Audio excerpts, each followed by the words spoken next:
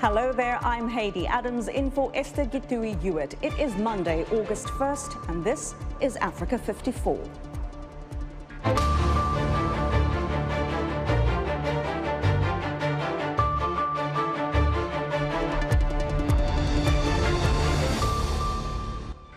Under a landmark deal, the first shipment of Ukrainian grain departs the port of Odessa bound for Lebanon. This is good news for Africa because it imports a large amount of grain from Ukraine and Russia. Voters in Senegal cast their ballots in parliamentary elections, pitting the ruling party against an opposition coalition energized by food price hikes and fears that President Macky Sall could run for a controversial third term. Residents in Ethiopia's AFAR region are in dire need of medical aid as hundreds of hospitals and medical centers have been destroyed by conflict. All this and much more on today's Africa 54.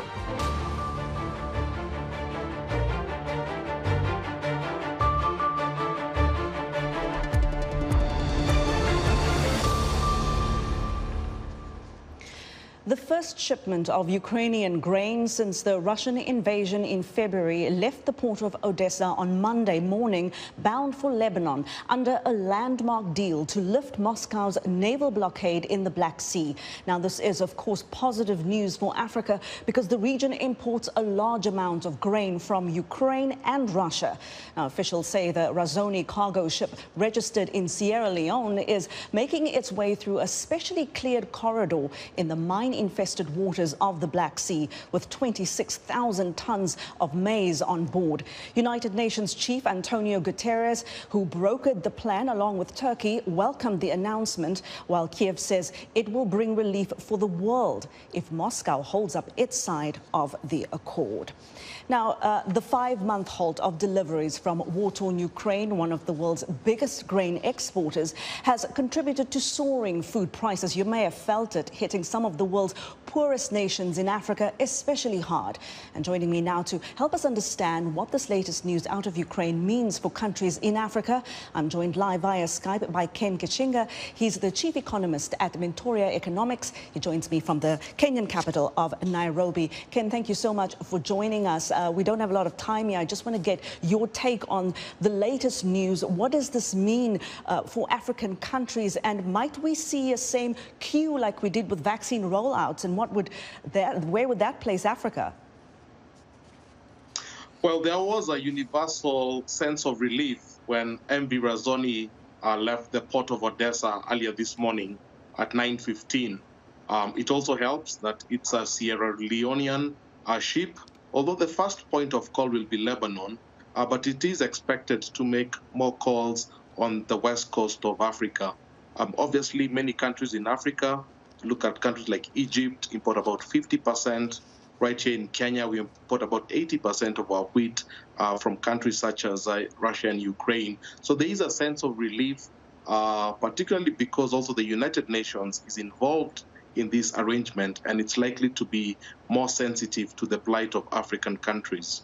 Ken, the United Nations was also involved with the rollout of the COVID-19 vaccines. Are we likely to see another queue that puts Africa right at the back of it this time around too? I think it will really depend on the geopolitics. You know, Russia also is trying to build close relations with Africa, and it will be unlikely that they'd want to jeopardize the food situation here. And I think that's one of the reasons they opened up those corridors. We do know that about 17 ships are lined up in the port of Odessa, although they haven't mentioned the destinations or the manifests of those ships. But there is a huge expectation in Africa that it will be one of the early recipients of the grain.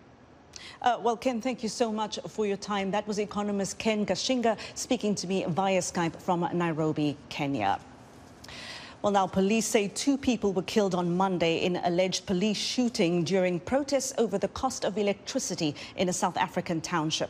Residents angry at the high cost of basic services barricaded roads with burning tires and set fire to a municipal building in Tembisa township northeast of Johannesburg.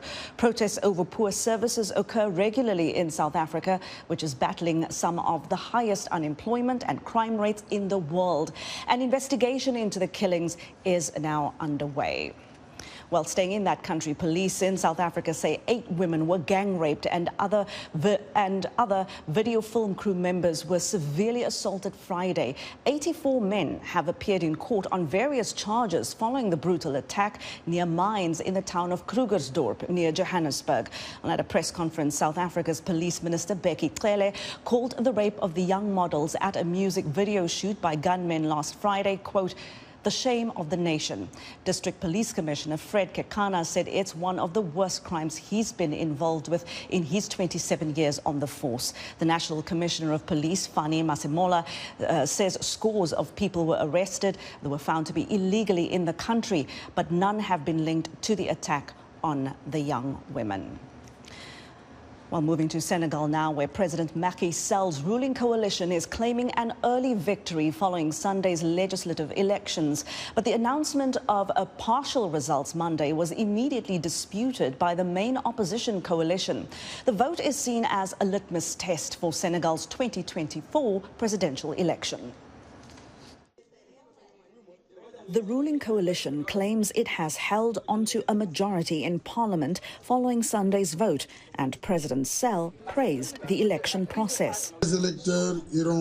Voters went to the polls under the best conditions of freedom and transparency that ensure the sincerity of the vote. This is the very essence of a self-respecting democracy, to allow citizens to choose their representatives without hindrance and to respect the results of the ballot box. The opposition, energized by frustration over economic hardships, is disputing the ruling coalition's claims of victory. 8 coalitions are in the running for these elections. Its highest profile member, Ousmane Sonko, came third in the 2019 presidential election. However, he was banned from contesting in Sunday's vote. It's important that the Senegalese can express themselves, to call on these same public authorities to respect the result that will come out of today's elections, because we are convinced that this result will be largely favorable to the opposition, to appeal on their sense of fair play and their sense of republicanism for the interest and the stability of this country. Senegal was shaken by several days of rioting in March last year after Sonko was arrested on rape charges. He denies the allegations, but dozens died during the unrest.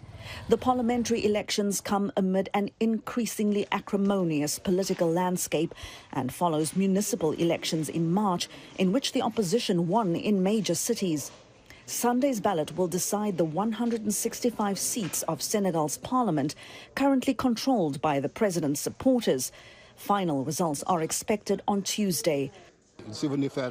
I came here to perform my duty as a citizen. We need to choose who will represent us at the National Assembly. It's very important for us to make that choice. I see that everything is going well. All the election material is here. Maybe people are not awake yet. Of course, there will be change compared to other elections, because the world has changed and we need to change with it. The opposition coalition had hoped the vote would force President Sall to abandon any ambitions he might have of standing for a third term in 2024. Senegal has a general reputation for stability in a region where political turbulence is widespread and where leaders have changed laws to remain in power for third terms.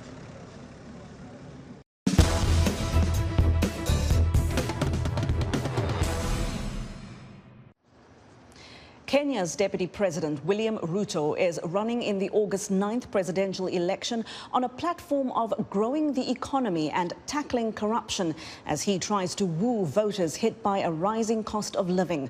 David Doyle has more. Kenya's Deputy President William Ruto says he'll publish government contracts with China and deport Chinese nationals working in the country illegally. That's if he wins the top job in a presidential election on August 9th. The policies are designed to appeal to citizens pummeled by mounting debt and a skyrocketing cost of living. We will put the brakes on more borrowing. It may not come to zero, but we will begin the journey to slow down on borrowing. Because they say when you find yourself in a hole, stop digging.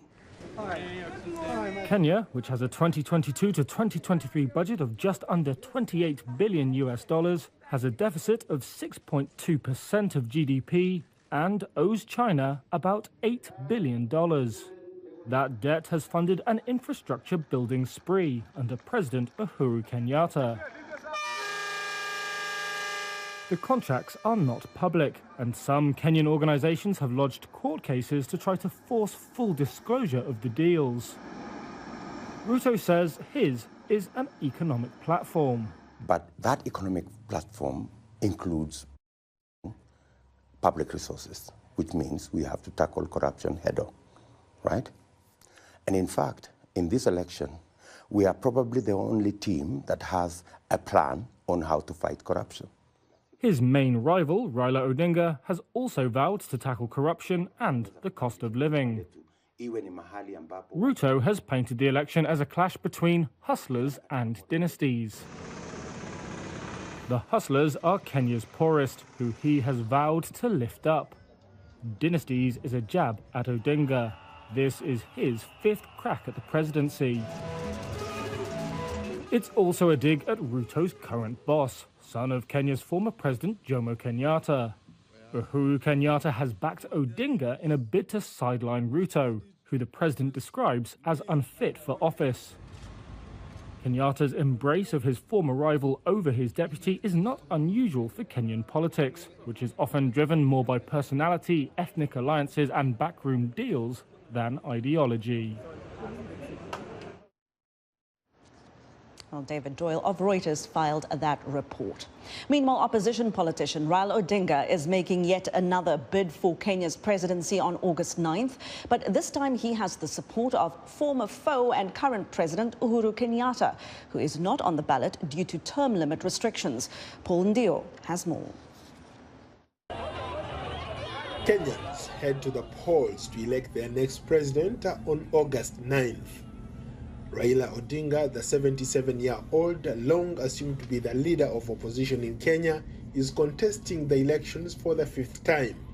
He has promised to focus on the cost of living if he becomes Kenya's next president. The prices of grain, of fertilizer has gone on. The price of fuel has also gone up. And this has a telling effect on the cost of living of our people. We also are having some other crises, the issues of debt that we're also having to face.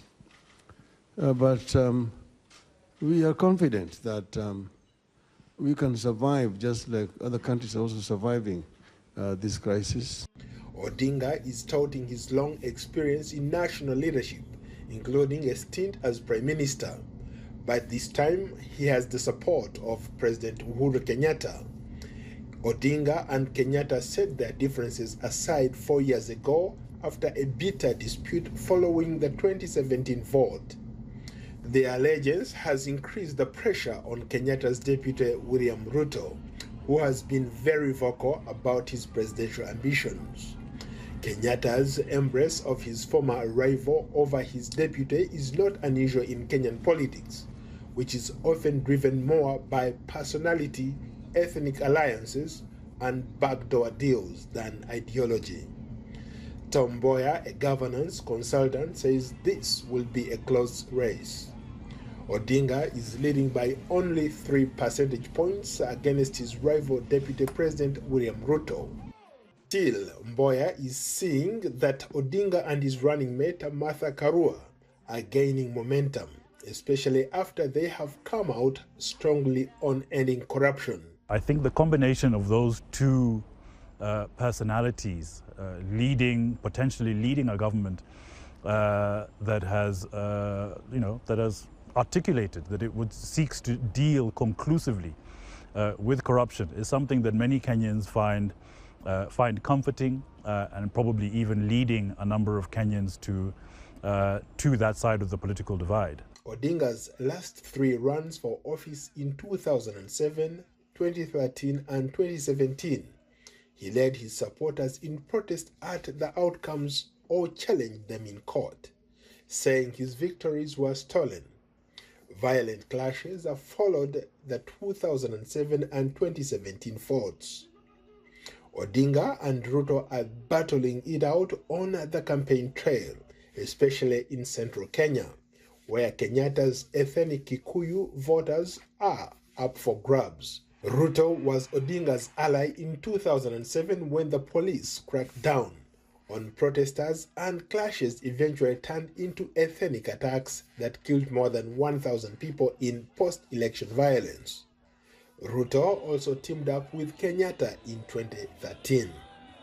At least 22 million Kenyans are eligible to vote on August 9th. Many of them live below the poverty line, so the price of staple foods and fuel will play a significant role in this election. Paul Ndiho, VOA News, Washington.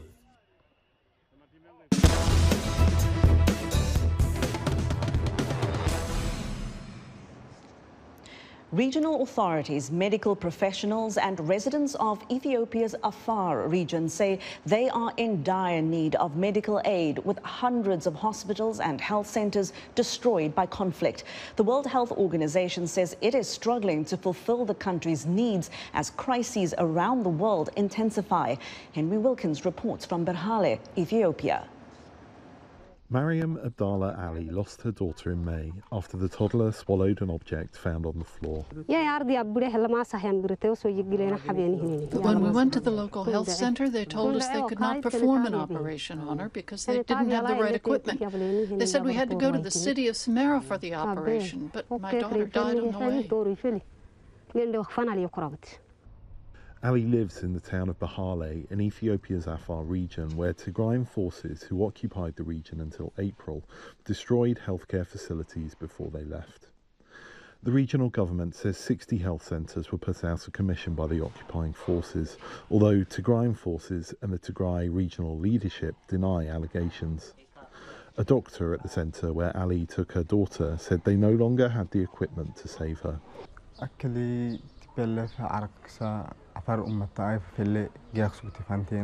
This health centre was one of those where medical devices were available. In the past, we used to perform operations because all the equipment and the medications we needed were here, but the TPLF destroyed this health centre completely.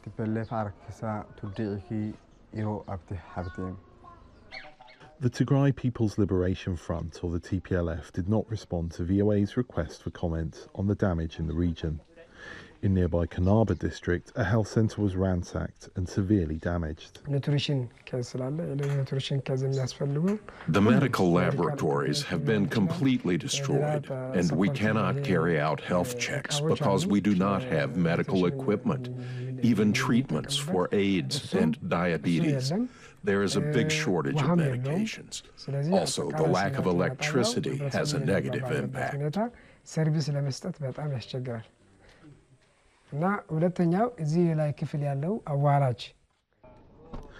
A similar story at this hospital, funded by a German non-profit. While the need for food aid in Ethiopia has been dominating the headlines, officials say there is a great need for medical services too. The UN's World Health Organization says that just 22% of healthcare facilities are fully functioning in Afar and the neighbouring Amhara region, compared to the period before the conflict began in late 2020. It's not clear how many medical facilities remain in each region. The World Health Organization says there is a life-threatening shortage of medical services in Afar towns, once occupied by Tigrayan forces. The WHO told VOA medical aid and food aid must be combined to be effective in Ethiopia. whether it's in terms of essential supplies, whether in terms of monitoring for infectious diseases, whether it is in terms of immunization services or services for mothers and children. It's really important for these services to be provided at the same time as food. For Ali, aid came too late to save her daughter, but for others, there may still be time. Henry Wilkins for VOA News, Bahale, Ethiopia. Well, now we're excited to hear what you think about Africa 54 and all our VOA Africa programs on our website at voaafrica.com. Now, tomorrow for our weekly health report, Lino Madu speaks with the UN AIDS Executive Director, Winnie Byanyima. Still to come here on Africa 54. The U.S. climate change bill faces stiff GOP opposition in the Senate. We're back in a moment. On the next Straight Talk Africa, we'll take a look at the information wars and the various ways political narratives can shape our perception of reality. We'll look at how this happens across Africa and in other countries around the world. And a new Voice of America documentary will introduce you to several African millionaires in the diaspora. Join me, Haiti Adams, on the next Straight Talk Africa.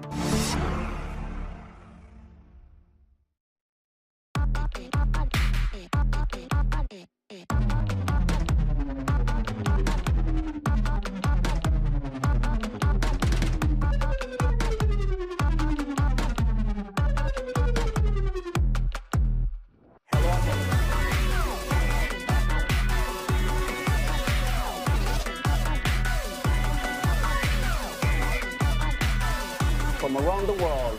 Let's go.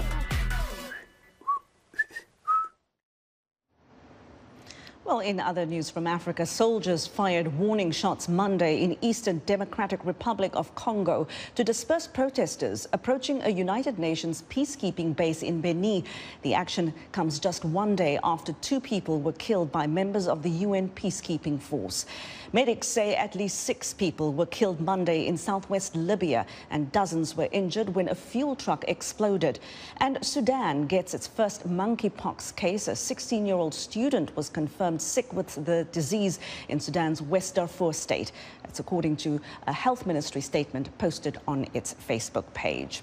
Well, moving to U.S. news now, President Joe Biden has again tested positive for COVID-19, but continues to feel well. That's what his personal physician reported. Biden, who tested positive Saturday after recovering from a first bout of the coronavirus last week, continues to isolate at the residence in the White House after the new diagnosis, and that's according to his doctor, Kevin O'Connor. O'Connor says the 79-year-old president is specifically conscientious to protect White House staff, Secret Service, security agents and others who need to be in relatively close contact with him. While Senate Democrats have made public the details of a broad bill that would address climate change, healthcare, inflation and taxes. The announcement followed months of negotiations and infighting that seemed to derail major parts of U.S. President Joe Biden's domestic agenda. But as VOA's Arash Arabasadi reports, the bill faces stiff Republican opposition in the Senate.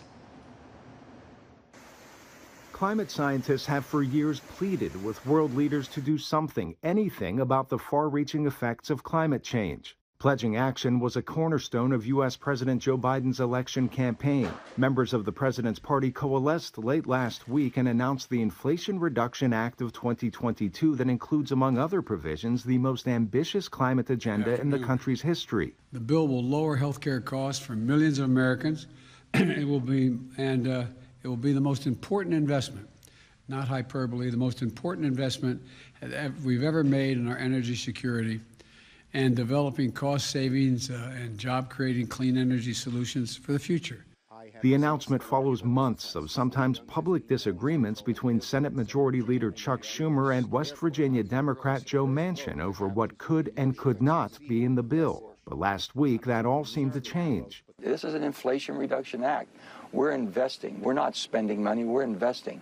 We've taken a $3.5 trillion aspirational bill that I never could come to an agreement on any way, shape, or form, but I tried, couldn't get there. And we've taken $3.5 trillion of spending down to $400 billion of investing without raising any taxes whatsoever. The bill, which currently faces a procedural hurdle before a vote in the Senate, also addresses energy costs and independence. But Republicans remain wary of the Schumer-Manchin plan, much of which was negotiated in secrecy. Much of what he says is just not true. For example, they are raising taxes. According to the Joint Committee of Taxation, the taxes will be raised almost $17 billion in the first year on those who are making less than $200,000. And the percent of taxes raised for individuals increases over time for the middle class and the lower income. They're raising taxes on people who make less than $10,000. Democrats refute that claim. They say the bill avoids new taxes on families earning less than $400,000 a year, while also lowering drug costs and bolstering the Affordable Care Act made law under Biden's former boss, President Barack Obama. The energy programs would involve a mix of clean energy and fossil fuels, the latter of great interest to Senator Manchin, who represents a coal-heavy state. The Inflation Reduction Act of 2022 would require Democrats' full support in this week's upcoming vote as Republicans appear unified in opposition to it. Arash Arabasadi, VOA News. And that is our show for today. Be sure to watch Africa 54 on our website at voaafrica.com. From all of us here in Washington, thank you for watching. Go well. Goodbye.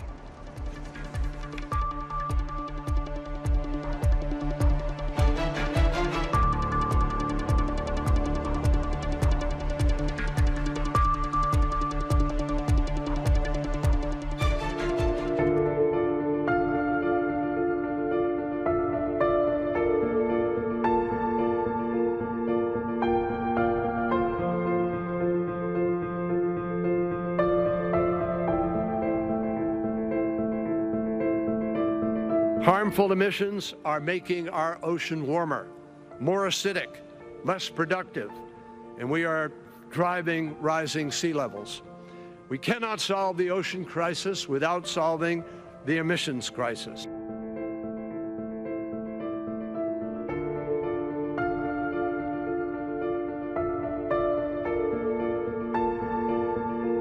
We secondly finalized an ambitious and effective agreement for the conservation and sustainable use of biodiversity beyond national jurisdiction, which would create for the first time a coordinated and cross-sectional approach to establishing high seas marine protected areas. Third, we must stop the practice of reckless, illegal, unreported, and unregulated fishing. IUU fishing is damaging our ocean, undermining maritime security, and endangering law-abiding fishers and communities. Lastly, we must make this the moment that we advance our agreement on plastic pollution at every level. The UN mandate to launch multilateral negotiations on global and legally binding agreement is more than welcome. It must translate into plastic reduction. This is the moment where we must put in place solutions for future generations, and that is the only way we can live up to our responsibilities.